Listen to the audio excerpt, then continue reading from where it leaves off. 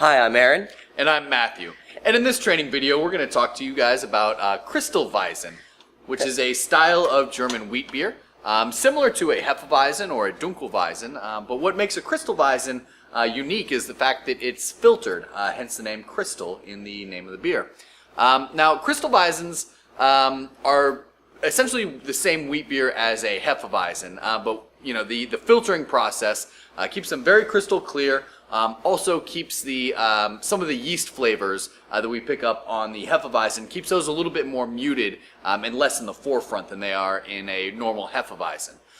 Yeah, that's right. Now, Kristallweizens, like Matthew said, are close cousins of Hefeweizens and Dunkelweizens. They're probably a little bit less on the popular side. You don't see a whole lot of Kristallweizens, especially on draft. And most brass taps are going to have Kristallweizen, but you're probably going to have to ask for it in the bottle. Now, today we are going with Weihenstephaner's Kristallweiss beer. This is one of the very, very traditional Hefeweizen beers from Germany. It's actually, they claim to be the oldest continuously operating brewery in the world. They go back to 1040 AD, that's right. I believe. So you want to go ahead and, as we're opening, describe the way we're going to pour these? Sure. We're going to pour this in the same way that we pour a Hefeweizen or a Dunkelweizen, if you've had the opportunity to watch those training videos.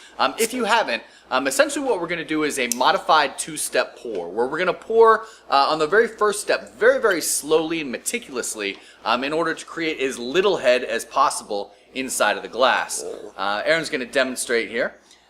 So as you're pouring, what you want to do is create the minimal amount of head that you possibly can in the glass, because what we're going to do is we're going to roll or spin the bottle to artificially create that head and then deposit it into the glass. Now, we're going to try to create as little head in the glass as possible. What we're going to do is on the second part of the pour, we're actually going to either roll or spin the bottle to create the head inside the bottle and then deposit it into the beer in the glass. Does it matter that I'm pouring so slowly? No, actually that's exactly what you want to be doing. The slower you pour the beer, the less head you're going to create on that initial step. Now, in the Hefeweizen and Dunkelweizen pour, one of the reasons why we spin or roll the bottle is to collect the yeast that's been deposited along the side of the glass. Now, in a Kristallweizen, obviously that yeast has been filtered out, so we're no longer going to be collecting the yeast, but we are still going to be creating that foamy and frothy head that's so typical of a German wheat beer.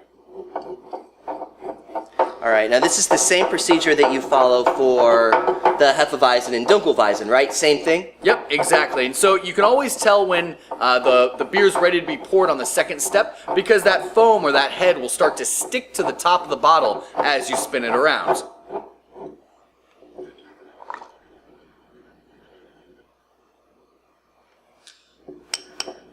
Now, I had a little bit more head than you going into it. Is that going to matter? It may. All right. If it overflows, we'll mock and ridicule you. There we go.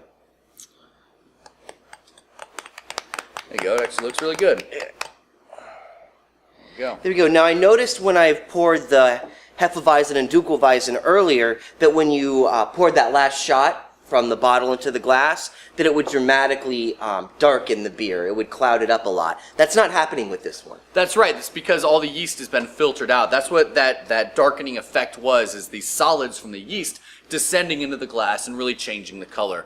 So so this one is obviously is very nice and crystal clear, hence the name Kristallweizen. Yeah. Really, really, really nice looking beer. It's a very polished beer. I'm really enjoying how active the carbonation is. It's a fun beer to watch. Sure, yeah, the active carbonation in this really lends a really nice, refreshing mouthfeel to it. Traditionally, these are summertime beers. These German wheat beers are made to be consumed in the heat during the day, although they do brew them year-round now. Traditionally, they were brewed for the summer months. So this is a really nice pale straw color. I say straw, hay, golden. Absolutely, yeah. It's got nice refraction of light through it, very crystal clear, and like you said, definitely active carbonation. We've got a really frothy, foamy head, which is also typical of the style as well. Bone white, bone white head. Very nice and pillowy. Very nice looking head. Great retention too, which is again typical for the style. Yeah, that's what you're looking for. All right, now on the nose is something that I would expect more of a Hefeweizen. To me, it smells more like a Hefeweizen than it looks like a Hefeweizen. I'm getting a lot of those estery, yeasty characteristics, almost a sweetness out of it, and a lot of clove and banana, which is what I would expect from this beer. Sure, absolutely. Yeah, those yeasty clove, yeasty banana, and then it's backed up by a little bit of soft citrus, which is pretty typical of the wheat malt. Yeah, very nice, soft. I'm glad you said soft. Very nice, soft, soft aroma. Very rounded aroma as well. Absolutely. All right, you ready to taste? I am indeed. All right, cheers.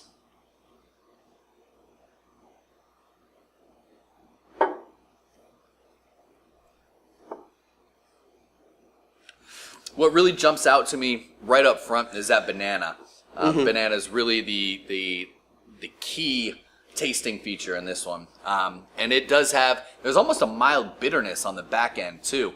It's coming from just a touch of hops, kind of that earthy, floral, almost like slightly dry on the back end. I wasn't expecting this intense of a flavor, because just looking at the beer, it looks like a light beer, and it is a relatively light beer. It's got a very, very nice light mouthfeel to it, a very drinkable mouthfeel. But there's really still no mistaking that this is a Hefeweizen. Once it hits your tongue, you're going to know exactly what kind of beer this is. Yeah, absolutely. It does have that very characteristic yeast forward type of flavor. It's not quite as prominent as it is in a normal Hefeweizen, but you still get those very rich, characteristically banana flavors to it.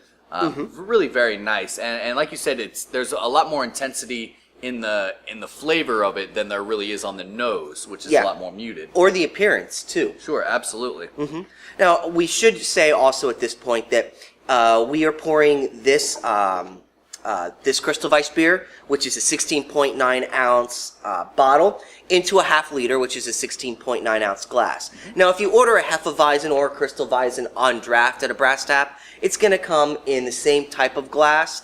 It might say something a little bit different on it. It might be a little bit of a different size, but it's going to still be a Hefeweizen glass. It's still going to be the same shape. Where we have these really, really nice tall ones, those are for the bottles. Sure, right? Absolutely. Yeah, and they have this particular type of glassware has a lot of functionality where it bows in the middle, which reduces the amount of surface area that your hand touches in order to hold the glass, thus keeping the beer colder for longer. It also has this nice bulbous body that kind of tapers in at the top, which really helps to increase head retention as well, which is very typical for the style.